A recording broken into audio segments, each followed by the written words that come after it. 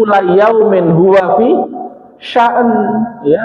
Setiap hari Allah itu sibuk mengurusi kita. Kadang ngekei, kadang ngambil. Ada nggak sifat Allah memberi, Pak? Ada kan? Ada nggak sifat Allah itu menahan?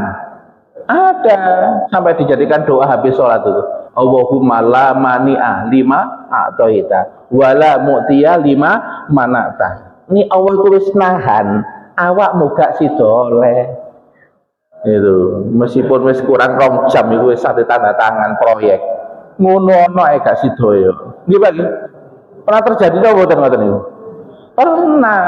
Ada yang ditahan rezekinya, ada yang ditahan nggak jadi berangkat pesawat, ternyata pesawatnya kecelakaan. Bati to mboten?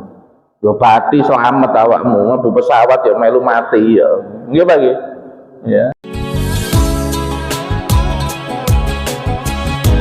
Assalamualaikum warahmatullahi wabarakatuh.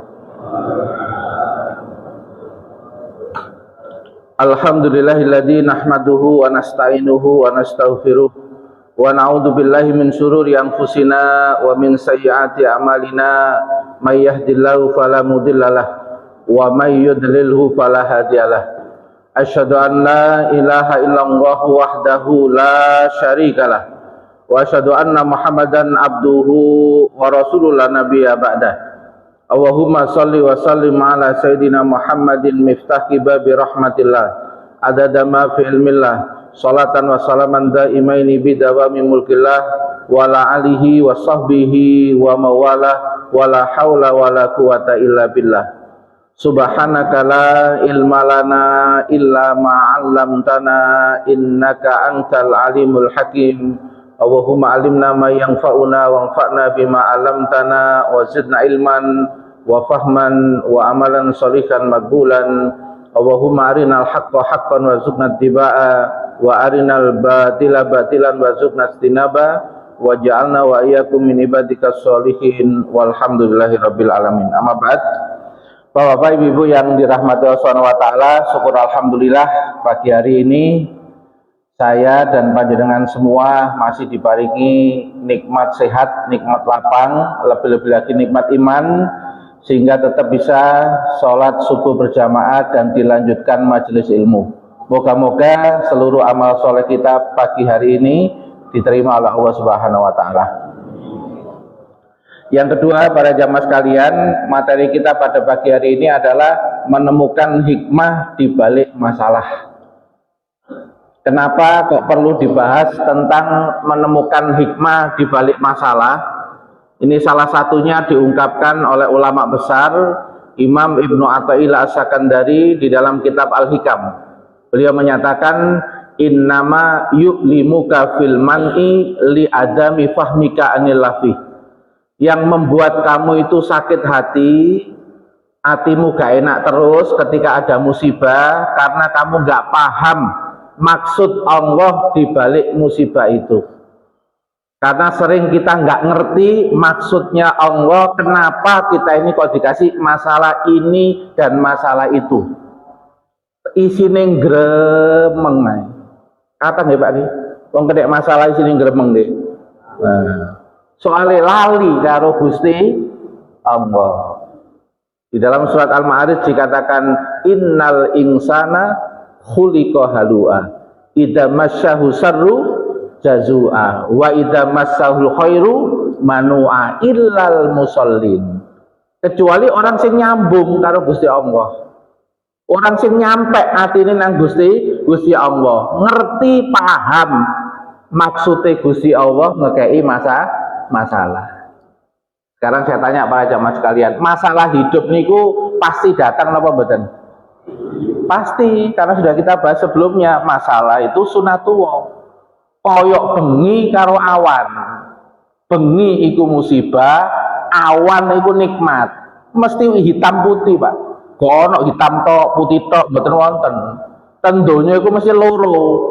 Wong Cina kan yin yang nggih, Pak nggih. Ono yin yang barang ngono. Nek nang donya memang ono enak, ono gak enak. Mesti kita itu akan dapat enak gak enak. Engkau nek nang alam kubur baru dipisah Pak. Nang alam kubur raudhatun min riyadil jinan, sebagian nang kufratun min kufarin niron, dipisah. Tapi nang donya dicampur, elek apik dicampur. Nggih Pak nggih. Nang jero omah lho, mosok apik kabeh. Oh, nek wong lanang gak kuat kok karo bojone. Wonge teko ketane. Lah niku coba, kadang-kadang cobane niku dideleten omah. Enten apa mboten Pak anak bantahan Pak? Umpamane arek milenial saiki kreatif nek bantah. Nggih Pak nggih. Benten karo zaman kolonial. Zaman kolonial diperintah wong tuane nggih langsung. Saniki mboten, mesti takon, nggih. Mesti ngomong sik. Nggih Pak nggih. Sering Pak nggih denger sik ngoten nggih. Niku milenial, benten kali zaman kolonial. Nah niku enten maksude Gusti Allah. Nggih, niki bocorane Pak nggih. Nek enten ten jero omah kok jengkelno, berarti jenengan iku mau dilatih menjadi ahli sabar. Ngoten. Terus pundi purun apa mboten? Oh, jenengan purun mboten purun wis jatah niku masalahe. Nggih Pak nggih. Niku pun jatah.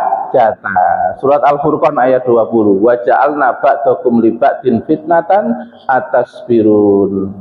Kami jadikan sebagian manusia untuk manusia yang lain batu ujian.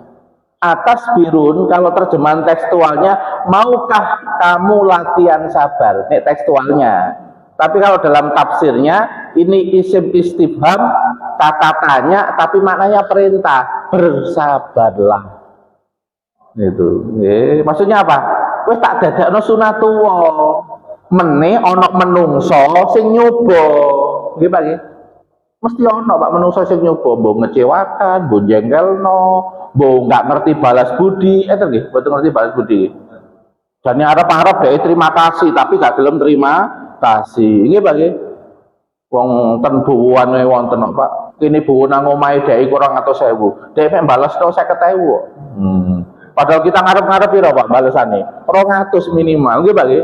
Tapi ternyata balikno buwuan piro? 50.000. Ngono iku diuji Bu jenengan. Kon ngarep-ngarep balasane makhluk, apa ngarep-ngarep balasane Gusti Allah. Nek sampean iku 200.000, kok mek dibalesi 50.000, berarti 150 sing bales apa? Gusti Allah. Nek sampean gak ngersulo, sampean ngersulo kasih do jare malaikat. Nanti tak bales sih teko langit kok ngersulo, malah ngerasani sing balesi mek 50.000 wis kasih do wis prae wis malaikate ya lapor Gusti Allah wonge peteng ngersulo dibalesi 50.000 pun mboten sida gak ikhlas kok. Allahumma sholli ala Muhammad. Kok kata adalah gak mikir Pak jenengan Pak. Ya, jadi semua kejadian di dalam hidup ini mesti ada hikmahnya, karena sifatnya Allah itu Rabbana ma khalaqta hada batila. Allah itu kalau menetapkan sesuatu, menciptakan sesuatu itu bukan sia-sia Pak, mesti enten maksudnya.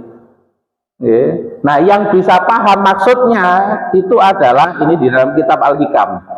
Ya, yang bisa ngerti gampang maksudnya Gusti Allah itu kalau orang tuh punya cara mikir, wal aqilu yang duru mada yaf'alu wabi. Orang kalau berakal, ulul albab Pak, itu kalau dalam hidup itu yang dia pikirkan apa ya yang Allah lakukan kepada saya. Ini kalau orang itu punya iman Pak. Kenapa begitu? Karena tiap menit, tiap detik, tiap jam mesti ono takdir sing dipencet karo Gusti Allah. Kalau tangan jenengan, Gusti Allah itu nate prei dah Pak, ngurusi kula panjenengan. Nate prei. Nate ngantuk?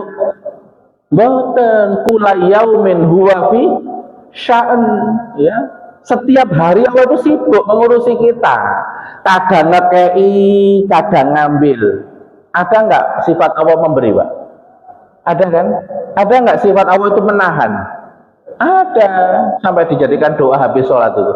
Allahumma la mani'a lima a'toita wala mu'tiya lima mana'ta. Ini Allah itu wis nahan, awak muga sidoleh. Itu meskipun wis kurang 2 jam itu wis sate tanda tangan proyek. Ngono ana gak sidoyo. Nggih Pak nggih. Pernah terjadi tau mboten ngoten niku? Pernah. Ada yang ditahan rezekinya, ada yang ditahan nggak jadi berangkat pesawat. Ternyata pesawatnya kecelakaan. Bati tau mboten? Lho bati selamat awakmu, mlebu pesawat ya melu mati ya. Nggih Pak nggih. Ya. Allah itu punya sifat.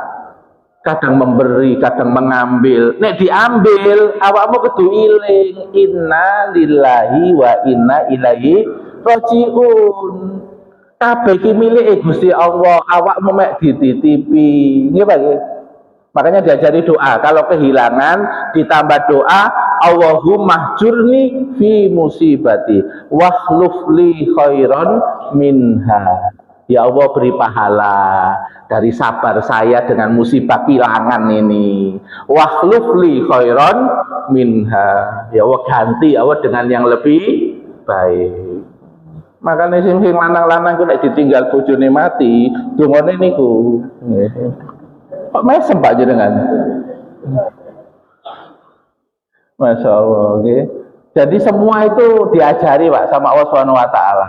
Setiap nanti kena takdirnya Allah, itu harus punya mikir yang benar.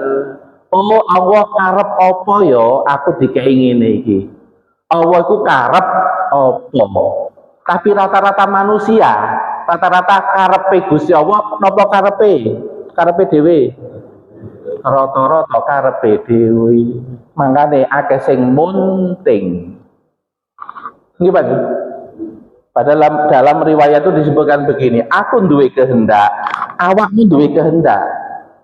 Kehendak siapa yang akan berjalan? Kehendak Allah.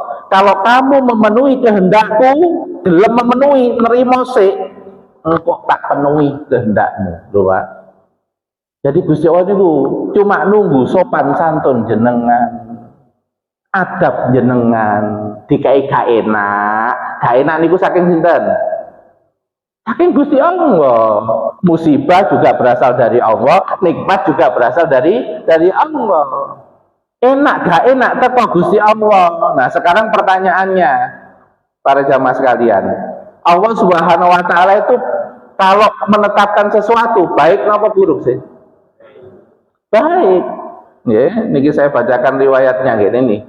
Seluruh yang menimpa orang-orang yang beriman, kalau imannya yang naik, sebagaimana riwayat Imam Ahmad, ajaban lil mukmin, menakjubkan orang beriman itu. La yakillahu lahu syai'an illa kana khairon lah. Tidak ada yang Allah itu tetapkan dari sebuah perkara kecuali mesti itu baik. Meskipun ketokane gak enak. Kalau tanget enten apa mboten tiang niku dicoba anak nakal sampai jadi ahli tahajud. Enten apa mboten? Enten, soalnya kiai ini niku ngasih resep. Ini gampang. Atine anakmu iku sing nyekel Gusti Allah. Saiki laporno ae sing duwe ati lapor nang Gusti Allah, salat tahajud sing tenanan. Goro-goro pengen anak iku waras, anak iku nurut. Ibu ini ku salat tahajud mboten? Salat, saking pengennya anaknya jadi anak apik, salat Pak. Ngono iku Pak setahun, anaknya waras Pak. Nurut wong dhewe terus karo mae. Ya Allah, saya pasrahkan ya Allah baiknya anak saya pasrahkan ademnya hatinya anak saya. Dhewe terus Pak karo ibu. Disambung nang Gusti Allah. Sing nyekel ati sinten Pak? Gusti Allah. Makanya ada doa ya muqallibal qulub. Sing mulak-malikno ati Gusti Allah ya lapor sing nyekel ati. Wong kerajaan ati ku sing nyekel Gusti Allah. Dan itu sudah dipakai oleh para ulama. Nek ketemu gubernur sing bengi, sing sadis, sing jahat, ati dihukum gantung, diwirit sih Pak saking omah. Itu pernah dilakukan oleh Imam Hasan Al-Basri. Beliau protes kebijakan gubernur kok banyak foya-foya, malah beliau dipanggil Pak, mau dipenggal lehernya. Ya beliau datang sebagai ulama kesatria, tapi saat durungnya diwirit sih. Allahumma ya waliya nikmati ya Allah yang mengatur seluruh nikmatku, yang melindungi seluruh nikmat yang ada di badanku.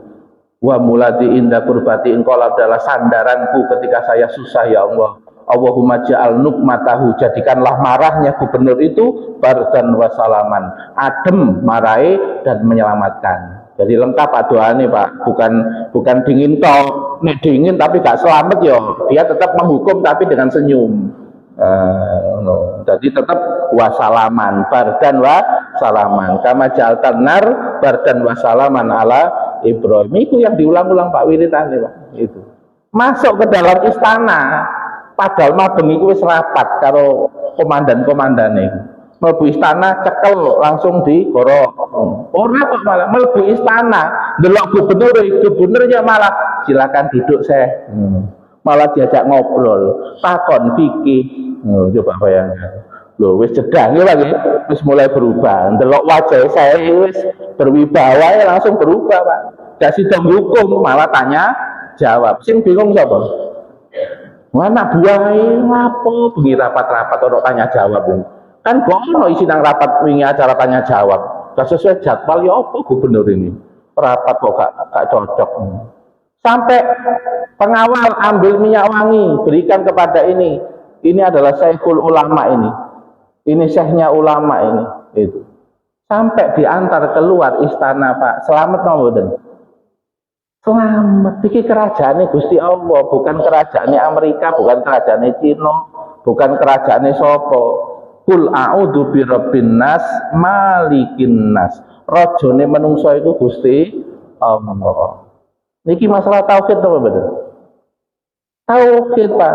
Nah cuma tauhid ini bisa hilang gara-gara nonton film barat, Amerika menangan, nek Cina gelut karo Jepang mesti menang Cina. Nggih Pak nggih. Nek nonton film-film kan ngoten lho Pak. Mesti Amerika menangan karo Cina menangan. Padahal sing menangan niku sinten? Ya Gusti Allah Pak yang menangan Pak. Kalau Allah sudah menolong, fala ghalibah, nggak ada yang bisa ngalahkan. Tapi masalah kita ini layak enggak ditolong Gusti Allah itu loh Pak masalah itu. Masalah ini layak enggak negeri kita ini ditolong oleh Allah, kampung kita ini ditolong oleh Allah, diri kita ini ditolong oleh Allah.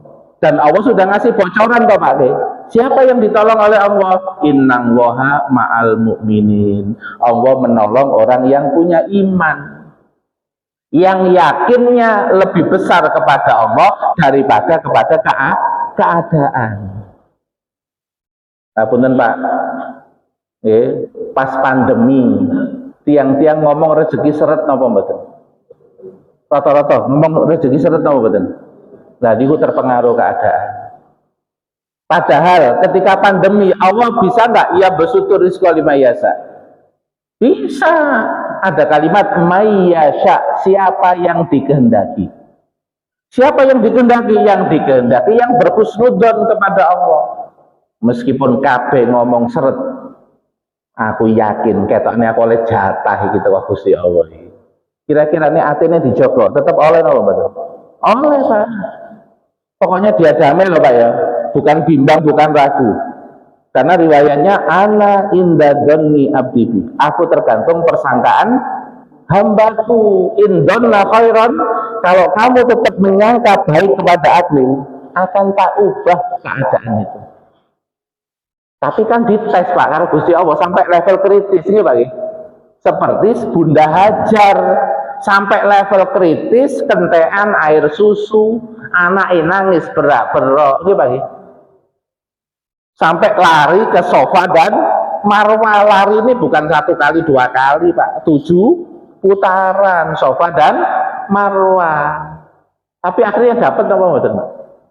Dapat. Malah dapatnya itu bukan di sofa dan Marwah, malah dekat kakinya Nabi Ismail loh. Jadi kadang-kadang Allah itu kalau ngasih, kadang-kadang bukan sesuai dengan ikhtiar kita, bukan tempatnya ikhtiar kita. Ya haknya Allah Pak, sakarepe Gusti Allah kok.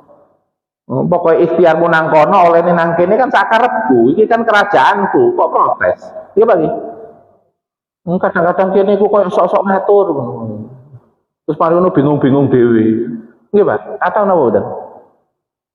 Nah, itu sampai Imam Ibnu Athaillah Sakandari menulis kitab namanya Isqatut Tadbir.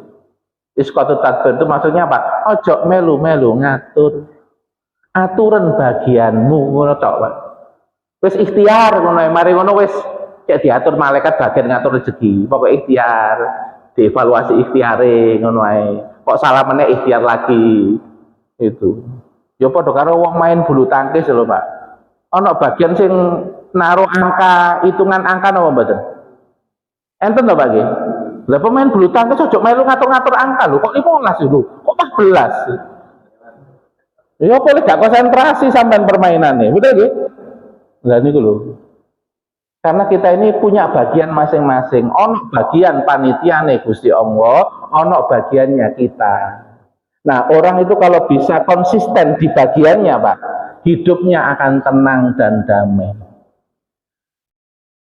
Para jamaah sekalian. Ini Pak ya, yang kedua. Jadi orang itu akan mudah mengetahui karepe Gusti Allah kalau dia punya yakin apapun yang diputuskan Allah mesti apik. Meskipun saiki aku guru ngerti apike apa, tapi aku wis pasang mati lah, harga mati. Mesti yang ditetapkan Allah itu adalah baik. Banyak nggak Pak kejadian orang itu baru tahu kebaikan Allah itu setelah puluhan tahun? Banyak nggak kejadian? Saya ada cerita ketika ngisi di daerah Pondok Jati Sidoarjo itu. Ada jamaah yang cerita dia didatangi temennya. Temennya ini kerja di kayak pelayaran gitu, sekolah pelayaran dan ada gajinya, ya para jamaah sekalian. Nah, ketika sebelumnya itu dia kalau nggak salah pengen ITB, Pak. Mari ngono malah ketemunya dapatnya di sekolah pelayaran itu. Nah, ternyata para jamaah sekalian, intinya itu 10 tahun berikutnya itu ada kejadian. Seumpama dia itu masuk ke sekolah itu dan sekolah itu pada tahun ini itu pergi plesir ke laut, ternyata orangnya tenggelam semua, Pak. Yang tahun itu. Berarti kan Allah itu mengalihkan dia nggak masuk ke situ kan berarti diperpanjang umurnya, Pak. Tapi baru tahu 10 tahun. Dia tuh nggak bisa nerima sampai 10 tahun kok gak mlebu kono ya. Padahal setelah konco-konco mati kabeh sing mlebu nang sekolah itu gimana, Pak dia? Ngomong innalillah Pak alhamdulillah. Ya baru alhamdulillah, tapi baru ngerti nih 10. Coba bayangkan, Pak. Wong iku gak nerima takdir itu sampai 10 tahun. Iku enak loh mboten, Pak. Menderita para jamaah sekalian. Itu. Ada lagi kisah yang lain. Ada seorang anak sulung pengennya sekolah ITB, Pak. Mau daftar ITB ternyata kemudian nggak diterima sama bapaknya. Wis adik-adikmu itu kemerintil ya sekolah, awakmu ngalah gak usah sekolah ya, kerja ya. Padahal dia itu pengen sekolah, Pak. Ya berarti kan ada pertarungan, Pak. Itu akhirnya nurut, wis kerja. Nah, alhamdulillahnya Pak kerja di sebuah perusahaan 4-5 tahun 6 tahun sampai dipercaya sama bosnya untuk bagian personalia, menetapkan orang ini masuk ke perusahaannya apa enggak. Ternyata Pak pada tahun ke-6 itu yang daftar itu siapa? Yang daftar itu rata-rata anak ITB di angkatan tahun dia itu daftar dulu, yang nggak diterima. Berarti kelasnya levelnya naik mana, Pak? Yang ITB apa yang terima pekerjaan? Loh itu loh, Pak. Itu Pak ya? Makanya orang itu kalau punya prinsip mesti apik. Gusti Allah iki. Meskipun ketokane kok elek, ketokane kok gak enak, gak apa-apa wis tak lakoni. Sekarang saya tanya, ibunya Putri Aryani yang viral kemarin nyanyi sampai internasional, ketika awal punya anak yang buta, kira-kira ngedon apa betul? Ngedon. Soalnya gak ngerti nanti apa yang terjadi puluhan tahun juga gak ngerti. Tapi sekarang terkenal duitnya akeh, mesem apa betul? Belum apa Pak, dunia itu Pak. Itu. Sekarang Najah yang cerebral palsy, ketika lahir cerebral palsy nggak bisa apa-apa, ibunya kira-kira waktu itu ngedon apa enggak? Ngedon juga. Tapi ketika diterima, ditelateni, ditunjukkan nggak Pak faidahnya Pak dikasih anak seperti Najah? Dikasih Pak, ternyata apa? Meskipun motoriknya lemah, ternyata memorinya kuat. Dikasih kelemahan ekstrim, diberi Allah kelebihan ekstrim. Loh, sampai Syekh Ali Jabir almarhum Syekh Ali Jabir mencium kakinya. Itu bukan mencium kaki, maksudnya kakinya dicium Pak, karena di dalam Najah sudah ada Qur'annya. Ya, itu hatinya menghormati Quran, bukan menghormati orangnya, menghormati Quran yang ada di dalam orang itu. Pripun Mbak, kok ketane rada merenung Mbak jenengan? Eling-eling sing biyen-biyen ngono ketane. Nggih. Karena Allah juga sudah ngomong wa asa antakrau syai'an fa huwa khairul lakum, bisa jadi kamu itu tidak suka pada sesuatu tapi itu baik buat kalian. Ya, kemudian inna ma'al usri yusra. Sekarang kamu tak kasih kesulitan dengan masalah, tapi dengan kesulitan itu kamu belajar. Dengan kesulitan itu kamu berjuang, dengan kesulitan itu kamu punya mental besar untuk bekal untuk perjuangan berikutnya. Maksudnya apa? Ada faedahnya semua. Karena Rabbana ma khalaqta hadza batila. Allah itu kalau menciptakan sesuatu, menetapkan sesuatu, mesti ada maksudnya. Dan maksudnya adalah baik. Karena yang ketiga, Pak, Allah itu kalau ngasih musibah kepada seseorang, itu diantaranya adalah karena Allah itu perhatian kepada orang itu. Ini ngapunten nggih, cerita nyata Pak, kisah nyata. Ada seorang ibu, karakternya itu temperamen Pak, ya, karakter temperamen. Kalau ngomong nadanya tinggi, ya, ke suaminya, kemudian ke anak-anaknya itu nuntutnya keterlaluan, nggak bisa melihat kemampuan anaknya. Jadi anaknya tertekan, pasangannya sering nang warung. Ketokne ono sing mirip ketokne. Sering nang warung gitu. Soalnya gak betah, gak kuat ngomong titik ya apa ngono rada gak enak gitu. Akhirnya apa Pak? Karena perempuan ini memang diincar sama Allah Subhanahu wa taala. Anaknya dikasih gangguan emosi. Anak itu kayak gangguan emosi. Mamai ku naik titik Pak suaranya langsung muntap. Bisa gebrak-gebrak meja, gedor-gedor pintu, mukulin mamanya. Salah ngomong titik, intonasi, mimik wajah, langsung marah. Nah, ini kalau konsultasi ke psikologi, terapinya apa Pak? Terapi nih mamai dikongkon lemah lembut, dikongkon menurunkan intonasi, dikongkon memperhatikan kalau mengeluarkan kata-kata, termasuk ngatur mimik wajah. Coba bayangkan. Iku umpama ono cobaan model koyok ngene, kira-kira mamanya punya pikiran nggak menjadi bidadari dunia? Punya pikiran nggak? Betul punya pikiran.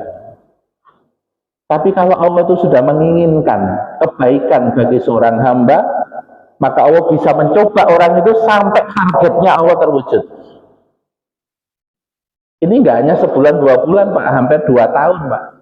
Ibunya ini dapat cobaan ini sampai ibunya itu betul-betul menjadi lembut, ngomong ke suaminya enak, ngomong ke anaknya juga lembut. Karena anaknya itu sampai protes begini, mama kok diem, katanya nggak boleh ngomong deh. Itu loh wajahnya mama, itu loh wajahnya mama nggak enak tahu. Coba bayangkan, itu sampai itu yang dicek sama anaknya itu mimik wajah. Itu berarti kan luar dalam Pak nih, bukan hanya luaran aja, ya dalemannya aja itu. Nah, kira-kira para jamaah sekalian, jangan kalau dicoba sama Allah Subhanahu wa taala yang tidak enak, kira-kira berarti Allah itu punya maksud baik apa betul? Nah, maksud baiknya niku racun apa jamu? Oh, ya alhamdulillah. Ya, sampean gak ngomong racun ya. Nek racun kan mematikan, Pak. Nek jamu kan mengobati sama menyempurnakan. Nggih, Pak nggih. Jamu kan ada 2 tipe, Pak. Jamu menambah tenaga sama jamu mengobati. Ginseng niku jamu napa mboten? Jamu, tapi untuk menambah tenaga. Nggih Pak nggih. Itu. Nek jamu pahit mengobati alergi, gitu, Pak. Membersihkan darah. Betul nggih? Nah, sekarang yang ketiga, yang selanjutnya, hikmah di balik masalah. Itu tadi cara mikir, Pak, supaya kita ini kalau ada masalah, iki maksudnya Allah apa ya? Mesti ono api iki. Api apa ya? Nah, itu dari pikiran tadi, Pak. Yang dia pikirkan apa? Kalau ada masalah, berarti ini ada takdir Allah yang sedang mengenai saya. Apa ya maunya Allah ke saya? Ma yaf'alun wahu bihi. Apa ya yang Allah inginkan dari saya? Kalau mikirnya seperti itu, kira-kira lebih rileks apa enggak, Pak? Lebih santai apa enggak? Lebih santai. Karena tidak ada kejadian di dunia ini, Pak, kecuali semua itu sesuai kehendaknya. Ya, masya Allah kan wa malam yasalam yakun. Ya, kalau dalam kitab kuning sampai dikatakan begini, la yaqa'u fil mulkihi ma la yuriduhu. tidak akan terjadi di dalam kerajaannya apa-apa yang tidak dikehendaki olehnya. Soalnya ini kerajaan Gusti Allah. Sekarang saya tanya, Nabi Yusuf kalau tidak dikehendaki Allah itu selamat, kira-kira dengan Zulaikha akhirnya jadi berzina apa enggak? Jadi berzina, Pak. Tapi masalahnya Nabi Yusuf itu diperhatikan sama Allah. Laula, kan begitu. Seandainya Nabi Yusuf tidak melihat tanda dari Allah Subhanahu wa taala, maka dia bisa melakukan seperti itu. Tapi Nabi Yusuf orang pilihan, orang yang mau disiapkan sebagai nabi, makanya ditolong, loh, Pak. Betul ya? Jadi kalau Allah itu sudah nolong, Pak, meskipun jenengan itu mau kecelakaan, ya nggak jadi kecelakaan. Ya mungkin tuh barokahnya doa-doa jenengan. Ada nggak doa itu yang dirupakan Allah dijauhkan dari musibah? Ada, yaitu doa-doa jenengan yang tidak dikabulkan pada saat jenengan berdoa. Sebagian doa itu bisa dipakai oleh Allah untuk apa? Mengalihkan dari musibah. Karena ada hadis Nabi, ketika seseorang itu berdoa kepada Allah, ada 3 kemungkinan kata Rasulullah. Yang pertama, dipenuhi sesuai dengan isi doanya. Atau yang kedua, dialihkan dari musibah. Atau yang ketiga, meskipun dongo terus, tapi ya tetap tiba, tetap ternyata apa? Disimpan di akhirat. Jadi nang kene rodok soro, tapi derajate nang surga dhuwur. Jenengan milih sing pundi? Pertama, kedua, atau ketiga? Mboten usah milih, Pak. Ana panitiane. Ana panitiane. Makanya doa-doa ulama itu kalau yang nggak milih itu kan doanya umum, Pak. Robbana atina fid dunya hasanah wa fil akhirati hasanah. Pokoknya nang donya apa-apa ae endinge apik. Jadinya api. Kan enak ya, Pak. Jadi wis gak melu panitia ngatur ki enak gak enak cek ono panitia dhewe. Tapi endingnya jadi api. Robbana atina fid dunya hasanah. Niku jenengan buka kitabnya Syekh Abdul Qadir Jailani itu yang ditulis oleh Syekh Abdul Qadir. Rata-rata doa penutup bab-babnya itu apa? Robbana atina fid dunya hasanah wa fil akhirati hasanah. Wis doa umum ngono tok. Itu sabu jagat itu. Jadi makanya dengan kok bingung donga apa kok ketokane wis anu kabeh sik wae donga iku wae sing akeh. Ya. Nanti lak ditoto-toto dhewe karo Gusti Allah. Gitu Pak. Soalnya engko nek kakean pengin, Pak, nek kakean pengin, terus gak kelakon jenengan ngenes. Karena sumber ngenes iku teko pengin. Makanya ulama-ulama yang kalau sudah mau menjalani menuju kepada Allah Subhanahu wa taala, pengin gak akeh-akeh. Tapi enten enggak, Pak? Wong tua tapi pengennya tambah akeh. Enten apa mboten? Nah, iku balas dendam, biyen niku pas enom iku gak pengen apa soalnya gak duwe. Nggih, Pak. Kok ketane merenung, Pak. Nah, para jamaah sekalian, ini kalau penjelasan kiai saya, kalau orang itu dikasih hikmah masalah sama Allah Subhanahu wa taala, itu perumpamaannya seperti seorang guru yang ngajar murid-muridnya. Murid-murid kalau diajar oleh guru, kan ono sing ngomong sendiri, Pak. Ono sing tidak memperhatikan. Nah, kalau gurunya itu pengen didik, ya orang-orang yang tidak memperhatikan tadi, kira-kira Pak diantem kapur napa mboten? Dilempar kapur, betul nggih? Itu berarti apa? Allah itu perhatian. Nah, kapur itu ibaratnya kapur masalah yang menimpa kita. Jadi kapur itu ibaratnya apa? Masalah yang menimpa kita. Disawat karo kapur. Stup. Nah, ketika disawat kapur itu ternyata ada beberapa fenomena, Pak. Yang pertama, ono sing gak memperhatikan guru malah geleki kapur. Ono, Pak, dikumpulno kapur. Endi kapur-kapur itu? Padahal maksudnya Gusti Allah tak lempar kapur, ndelok sing ngelempar kapur. Maksudnya guru kon tak lempar kapur, ndelok aku kok geleki kapur malah awakmu. Iki gagal paham hikmah masalah, Pak. Malah geleki kapure. Ditakoni koncone, "Lapo gele kapur?" "Tak dol kok kapur." Tak kumpulno. Ya lumayan bu 500 bu piro gitu. Nah itu nggak paham Pak yang gele kapur. Yang kedua, ketika dilempar kapur malah salah-salahan karo koncone. "Salahmu, ojo ngejak ngomong ae ta. Ku lho diseni guru." Padahal maksudnya guru iku ojo tukaran malahan. Ya, delok aku, tapi enten apa mboten? Orang tuh kena masalah, tapi malah nggak ada tukaran dengan kanan kirinya, ada nggak? Wakai Pak, itu. Ya, padahal maksudnya Gusti Allah itu nek tak lempar kapur, wajahmu delok aku, atimu introspeksi. Ora kok ana sing galehi kapur, ana sing salah-salahan karo koncone. Ono sing luwe nemen meneh Pak, sing luwe nemen niku protes karo sing lempar kapur, coba bayangkan. "Pak Guru, lapor yang teman-tem. Nanti ini anu loh Pak, tak laporkan ke HAM." Ono lapor HAM bareng. Coba bayangkan. Ini namanya Pak, ada orang dikasih musibah, dikasih masalah, protes nang Gusti Allah. Enten apa betul?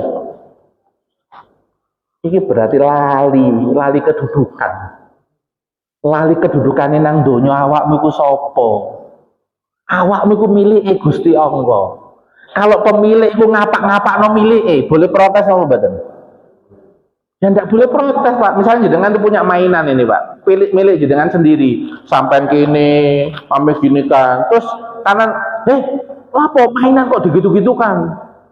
Kon lapo kok ngurus? Ngurusku dhewe tahu enggak? Paham ya maksudnya Pak?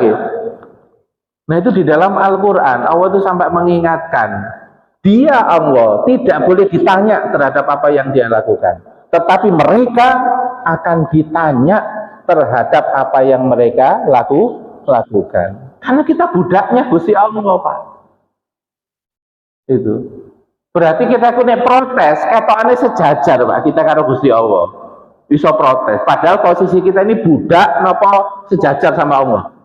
Budak itu sing luwih nemen niku nggih protes karo sing lempar kapur itu. Nah ketika protes sampai gak gelem melbu sekolah, ono Pak wong dicoba ngono niku. Soge Pak, ini kisah nyata nggih. Soge, setelah itu kemudian apa? Setelah kaya habis hartanya. Dia tahu bahwa habisnya harta ini takdirnya Gusti Allah, terus jengkel, wis gak duha-duhaan, gak tahajud-tahajudan, gak sholat-sholatan, bah ya apa, ndekno kabeh donya aku karo Gusti Allah, wis gak Gusti Allahan, coba bayangkan. Ini kan nemen Pak, parah ini, paling parah ini. Ini kalau nggak bertobat ini iso-iso nang neraka itu wangel Pak. Angkat-angkatannya. Naudzubillah min dzalik. Itu. Makanya Pak, ibaratnya masalah yang dilemparkan Allah kepada kita itu ya seperti guru tadi ngelempar kapur. Nanti keadaannya orang itu beda-beda. Ono sing gagal paham dengan hikmah masalah, tapi ada yang paham terhadap hikmah masalah. Yang paham itu sing nerimo. Yang paham itu nerimo. Nggih pun, nggih kula mboten perhatian teng jenengan. Meskipun pas sholat itu wajah hiya lillati fataras samawati, kami hadapkan wajah saya ini kepada maksudnya hati saya, wajah hati saya kepadamu. Iku maksudnya Gusti Allah, engkau nek mari metu teko sholat, hatimu ya tetap menghadap kepadaku. Jasad boleh menghadap ke istri, boleh menghadap ke anak, boleh menghadap kepada pekerjaan, tapi hatimu tetap nang aku. Enggak kok, kadang saat hati ini ngadep nang makhluk. Kira-kira Pak, keluar sholat, hatinya kemudian menghadap ke makhluk, ngenes sama betul. Gampang ngenes, itu. Wong atiku bisa tenang kalau menghadap kepada siapa? Allah udah disebut rumusnya di dalam Al-Quran, ala bidzikrillahi tatmainul qulub. Nek atine iku eling terus nang Gusti Allah, bunang masjid, bunang luar masjid, ketika ada masalah eling, oh iya ana takdir Gusti Allah. Oh, Gusti Allah maksudnya apik. Apa-apa wis tak lakoni, tak jalani. Sambil njaluk tolong Gusti Allah, gak usah protes. Tak terima, bahkan tak puji-puji Gusti Allah meskipun ngekei soal uang kaya ngene iki. Tapi tetap tak puji. Saya tanya para jamaah, ada murid dikasih soal guru, uangnya gak pernah diajari. Terus murid itu ngomong begini, Pak Guru, hebat jenengan. Memang layak jenengan itu guru. Pakai soal sampai kula mboten saged jawab, top pokoknya. Matur suwun, jenengan memang layak guru. Kira-kira Pak, umpama jawabannya salah, arek iki tetap lulus napa mboten? Iso lulus Pak arek iki, Pak. Karena adab sopan santunnya tinggi kepada guru tersebut. Nah, urusan kita dengan Allah itu seperti itu, Pak. Jika soal terus kini gak ngerti carane bingung gak karu-karuan, sing dinteni Gusti Allah, awakmu ngaku apa ora nek gak iso. Aja jaim karo Gusti Allah. Karo Gusti Allah nek jaim barang levelmu apa karo jaim barang. Wis ngaku nggih Allah jenengan stop pokoknya jenengan kula mboten saged nih. Rabbana wala tuhammilna ma la taqata lana bi, ya Allah jangan kau bebankan kepada kami yang kami ini tidak mampu. Pun hebat jenengan ini. Kita ini sumbernya lemah, sumbernya kurang, sumbernya terbatas. Karena dalam kitab Al-Hikam juga disebutkan itu rahasianya. Akuilah kelemahanmu, Allah akan ngasih kekuatan kepada kamu. Akui keterbatasanmu, Allah akan ngasih kemampuan kepada kamu. Tapi akui dulu.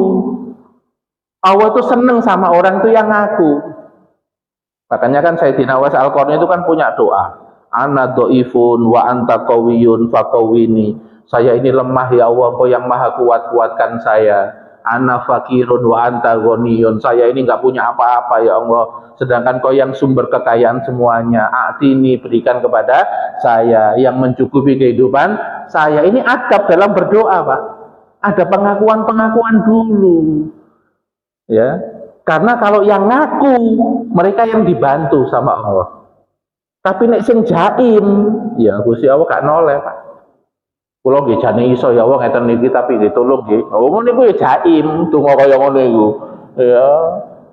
Nek donga mboten angsal model kaya ngono iku. Donga iku berarti harus mengakui apa kekurangan, kelemahan semuanya diakui. Karena kita ini la haula wala quwata illa billah. Itu. Nah, tujuan pertama Pak, makna hikmah pertama orang dikasih masalah supaya kembali kepada Allah, la'allahum yarji'un. Cek balik meneh. Nah, nomor satu ini biasanya untuk orang muslim yang dikasih kelebihan-kelebihan tapi sombong, tapi malah foya-foya, malah lupa jamaah, lupa majelis ilmu. Itu apa mboten Pak model nomor satu ini? Ada. Mari kono apa Pak? Dunyane diambil mendadak sama Allah, dibuat bangkrut. Kon tak kei dolanan donya kok malah lali sing ngekei dolanan, Wis tak jepit sik dolananmu. Donya niki dolanan apa mboten?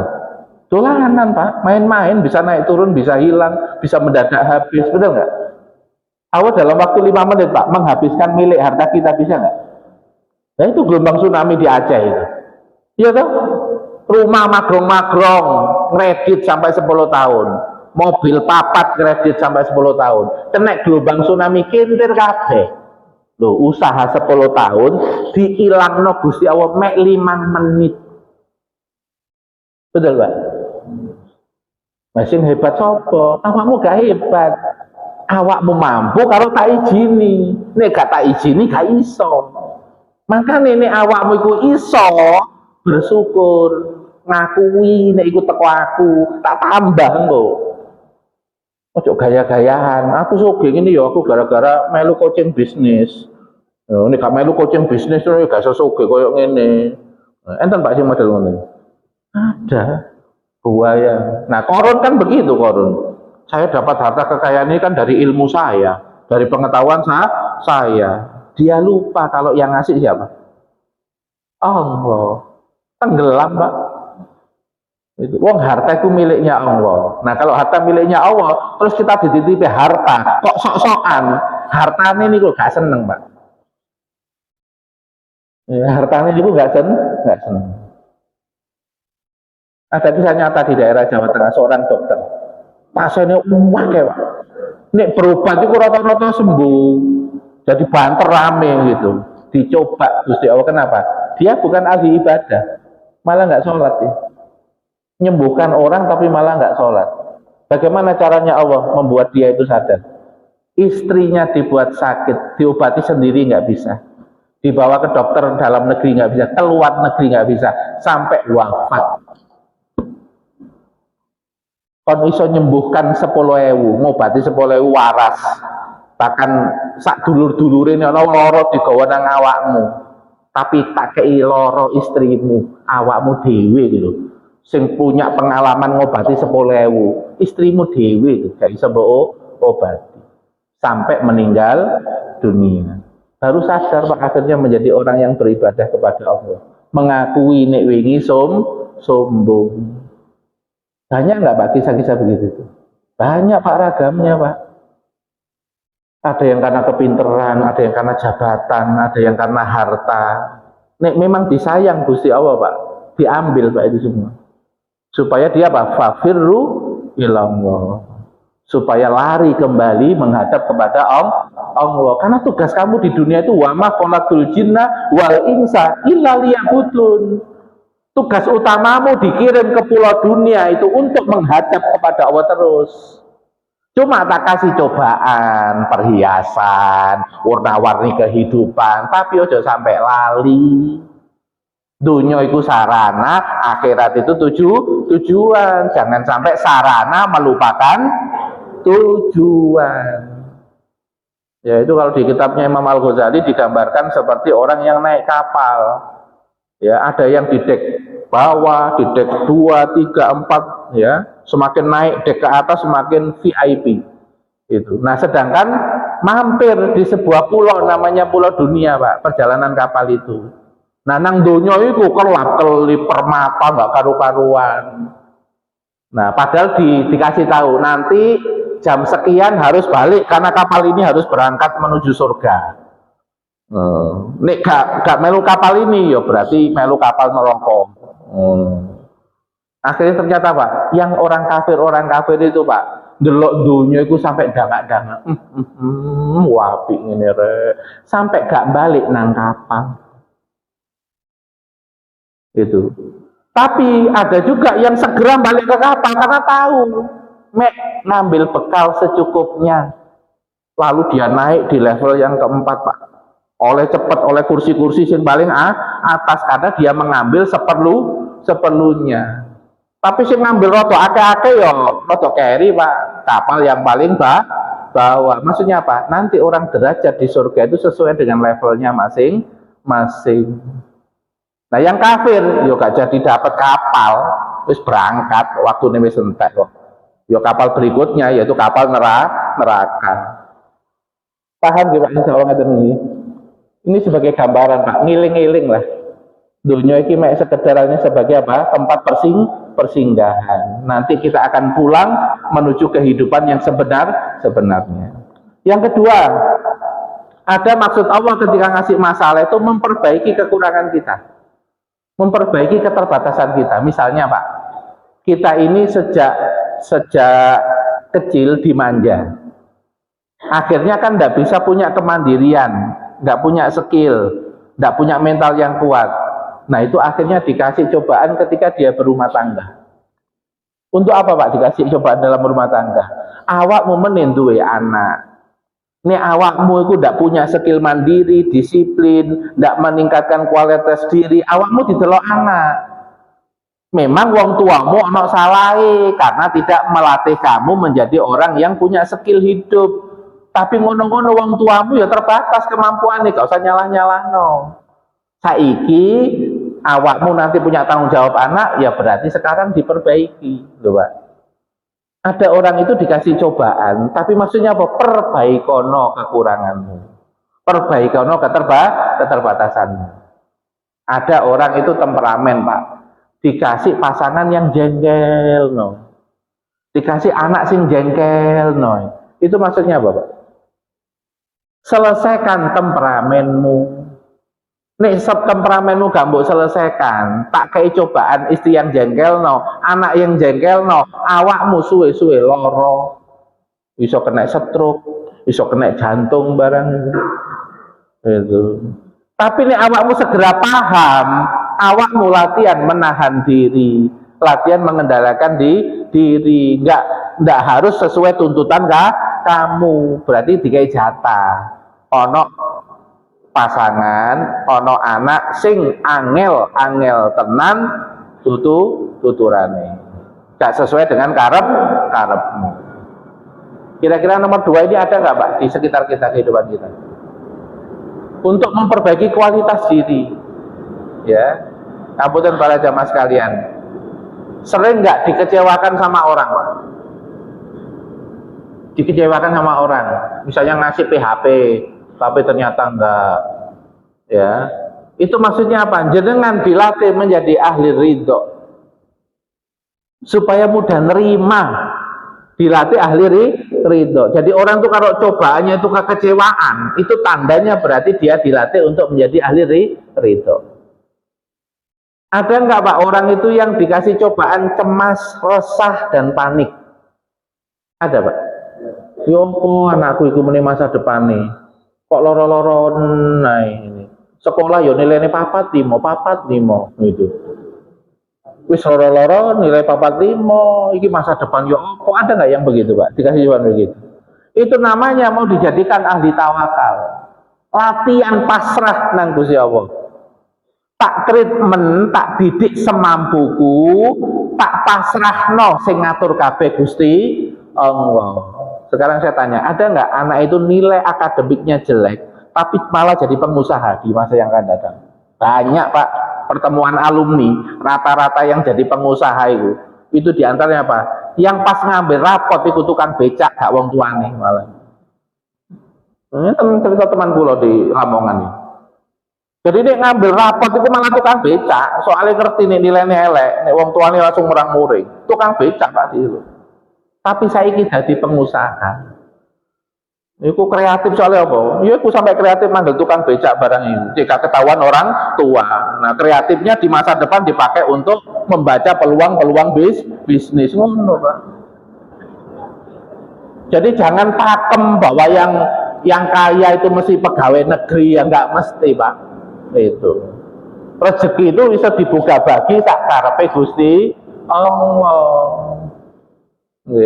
Jadi jangan pakai yang fix Pak, sing ngatur ono. Nah itu dilatih pasrah gitu kan. Dilatih tawakal. Jadi orang itu kalau masalahnya sering panik, resah dan cemas, itu berarti dilatih untuk menjadi ahli tawakal. Sekarang saya tanya, ada nggak Pak orang itu yang dicoba masalah dengan ngapi wong tapi wongnya gak ngerti bales? Ya kita ngapi tapi balesnya kadang nggak enak. Ada nggak yang begitu? Itu namanya dilatih 2. Ya, pertama dilatih ikhlas, yang kedua dilatih muhsinin. Muhsinin itu kalau dalam tafsir Ibnu Katsir, laisal ihsan, bukanlah ihsan orang yang berbuat baik kepada yang baik, wa innamal ihsan, orang yang ihsan itu mampu berbuat baik sama yang berbuat buruk kepadanya. Luwih tinggi Pak levelnya. Ngapii tapi dieleki, dibales elek tapi gak gelem metu eleki. Nah niku jenenge wong api ori, bukan kawin. Wong api ori model kaya ngene iku. Meskipun dieleki teko 4 penjuru, dia gak keluar eleke sedikit pun. Kenapa begitu? Karena dia melakukan baik kepada orang lain, minta balesane Gusti Allah. Nek balasane uang itu mek titik. Nek balasane Gusti Allah itu asyakur, pandai dalam membalas. Gimana? Kita amal 1 dibalas 10 sama Allah. Gitu? Bahkan ada yang 700 kali lipat. Ada yang tanpa batas. Terus dikasih informasi di Quran, balasanku luwih gede. Jadi nek misalnya ono makhluk diapii kok gak bales, tenang. Tak atur aku sing bales. Meskipun gak dibales wong iku oleh balesan di dalam pihak yang lain. Kira-kira lebih tenang nggak Pak kalau begini? Lebih tenang. Wong iki kerajane Gusti Allah kok. Nek sampai ono wong diapii kok bales elek, itu tandanya diizinkan sama Allah. Mesti ono maksudnya itu. Ya. Kan ada ayatnya, wa ma hum bidori nabihi min ahadin illa bidnillah. Mereka tidak bisa memberikan bahaya sedikit pun kecuali diizinkan sama Allah. Mereka tidak bisa mengganggu kecuali diizinkan sama Allah. Berarti kalau dibiarkan ada gangguan dari orang, pengen dilihat jiwa kita kayak apa. Mampu nggak mengendalikan diri? Mampu nggak tetap merespon dengan yang baik? Kalau bisa mengendalikan diri dan mampu merespon yang baik, berarti naik nggak kualitasnya? Naik, karena masalah-masalah itu liyabluwakum ayyukum ahsanu amala, untuk ngecek kualitas amal kita itu naik apa tambah mudun. Betul Pak? Ada orang diburukin orang lain, ada nggak yang balas berlebihan?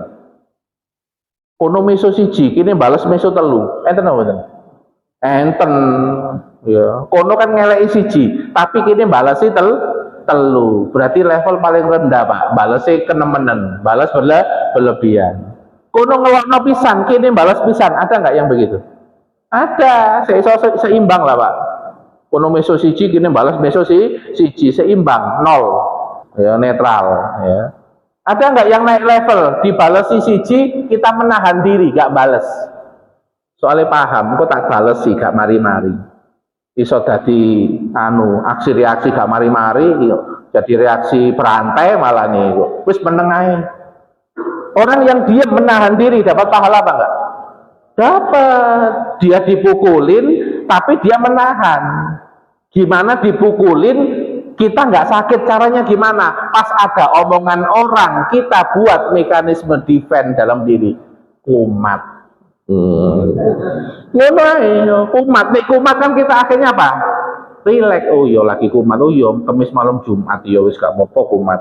Jarno cek ngomong itu namanya kita punya mekanisme defense. Elek, kalimat elek tidak bisa menyakiti diri kita karena kita membuat defense. Itu ada lagi yang lain, memang turunan. Tapi gak usah diomong nang jero ati kok. Mulai diomong lu gegeran Pak, makanya menahan itu maksudnya gak ngomong nang jero hati itu. Karena kita paham berulang ya Pak, berulang terus mari ngono keluarga besar padha wae ngono ya temperamen kabeh itu. Ya kita ngomong nang hati, bener iki memang turunan. Makanya yang teori psikologi ngomong dhewe Pak nang awake, jadi gak perhatian karo omelane. Kira-kira lebih sehat apa enggak? Lebih sehat, karena begitu kalau dalam psikologi itu. Kalau ada gangguan dari orang, kita harus mengamankan yang ada dalam jiwa kita. Jangan membiarkan masuk yang nggak enak ke dalam diri kita. Karena kita yang mutusin loh Pak. Tapi gak kok kadang-kadang wong malah diramesi. Nemen yo, kok ngomong ngono yo, tego yo. Lho ngono sampean ngono stres sampean. Ngeramesi omongane padahal sampean gak dibayar. Ngeramesi omongan wong sing gak enak. Betul Pak? Gak dibayar sama apa masih omongan wong gak enak ini. Itu harus disimpulkan, oh berarti mentalnya lagi nggak sehat. Makanya omongan ngono, wis titik ngono to. Berarti PR. Oh nang kampung kuwi ono mental gak sehat 20 berarti aku ketemu 20 ngono kabeh. Wis nek pengen solusi yo ngadakno nang RW ya, pembekalan mental sehat 20 itu diundang. Itu engko dibahas ciri-ciri orang toksik. Ngono. Engko lak merenung dhewe, aja sampean sing ngomong. Orang psikolog sing ngomong, engko dievaluasi. Ngono carane, Pak. Kok. Terus Bu. Judulnya umum, Bu. Judulnya jangan orang toksik malah gak teko malah ya. Ya, judulnya dibuat judul umum, pembekalan mental sehat. Itu, nggih. Terakhir yang ketiga, para jemaah sekalian ya, ada orang itu sudah baik, ibadahnya baik, akhlaknya baik, ya diburukin orang itu juga sudah membahas dengan baik, tapi masih dicoba sama Allah, masih dikasih masalah sama Allah. Nah itu masuk yang ketiga ini Pak. Yaitu apa? Mau dinaikkan derajatnya sama Allah, karena di dalam catatan Lauhil Mahfuz orang ini derajatnya sekian. Tapi amalnya sekian. Nah umurnya karek setahun, maka 1 tahun itu langsung Pak di booster karo masalah Gusti Allah. Dengan masalah itu dia karena sudah jadi orang baik ya, menyikapinya ya tetap bisa baik, sehingga dia sampai pada level sesuai derajat yang dikehendaki Allah Subhanahu wa taala. Jadi ngapunten nggih, jenengan itu kalau misalnya sudah ibadah ke istri, ke anak juga baik, ke orang tua juga baik, kok masih ada masalah, bisa jadi nomor 3. Ya, jika kegeeran Pak, bahasanya bisa aja jadi nggih. Bahasanya bisa jadi dikasih nomor 3, dinaikkan derajatnya sama Allah. Ya. Soalnya nanti jangan terus mikir kualat opo aku. Nek kualat opo itu nomor 1. Ya, masuk grup nomor 1. Soalnya apa? Pekerjaan lali karo Gusti Allah, liha-liha, poya-poya. Aku baru ngomong, iki aku salah, iki kata ibadah.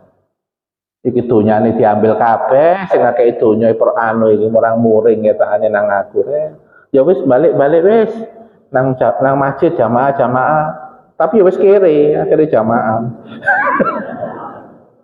Tapi kan tidak apa-apa, daripada kaya tiba-tiba mendadak wafat istidrot. Ini lagi masih lumayan, dikasih latihan lagi, dikasih waktu lagi. Wong kehidupan sebenarnya akhirat kok. Gimana? Oh, sebati, meskipun harus mulai dari awal. Koyok nang pom bensin mulai dari mulai dari nol. Makanya kan taubatan nasuha itu nomor 1. Nah, kalau nomor 2 orangnya sudah taubat ya wis sholat, tetapi ada kekurangan-kekurangan dalam amal, kurang ikhlas, kurang ridho, kurang tawakal. Nah, itu nomor 2 Pak. Wis ibadah, wis berusaha perbaikan diri, tapi masih ada bolong-bolongnya. Nah, itu dikasih masalah kekecewaan, dikasih masalah kecemasan, dikasih masalah apa? Untuk apa sih? Menyempurnakan. Terus pun Pak dikasih gambaran begini, cek duwe peta Pak kita dalam hidup itu. Cek gak bingung meneh. Oh berarti kata anakku sing grup nomor 2. Nih kalau tingali rata-rata nomor kali Pak jenengan. Tapi ono sing nomor 3 kata anak nggih. Ada ya Allah, ya, ada yang nomor 3. Nggih. Kula mboten ngomong pun enten insyaallah nggih. Ngoten nggih Pak nggih. Nggih pun nggih, materinya cukup itu dulu Pak. Moga-moga bermanfaat ya pertemuan kita pada pagi hari ini ya. Nanti setelah ini, setelah sholat suruh, nanti insya Allah ada pertemuan khusus yang mau nyangkruk boleh ya. Karena saya masih ada waktu, nanti saya nemani nyangkruk minum teh Pak di sebelah kanan biasa sana ya. Yang mau goes silakan, nggak apa-apa ya. Yang mau ikut ngobrol di sana silakan ya. Silakan pilihannya kembali pada jenengan masing-masing. Baru nanti saya ke Rewin ya. Insya Allah nanti acara jam 7 baru ke Rewin. So begitu pertemuan hari ini. Moga-moga Bapak-Bapak, Ibu-Ibu jadi ilmu yang bermanfaat hari ini bagi saya, bagi panjenengan semua. Moga-moga kita ditolong sama Allah bisa mengamalkan ilmu bermanfaat hari ini. Amin ya rabbal alamin. Kita tutup dengan istighfar. Astaghfirullahaladzim, astaghfirullahaladzim, astaghfirullahaladzim. Subhanaka Allahumma bihamdik, asyhadu an la ilaha illa anta, astaghfiruka wa atubu ilaik. Assalamualaikum warahmatullahi wabarakatuh.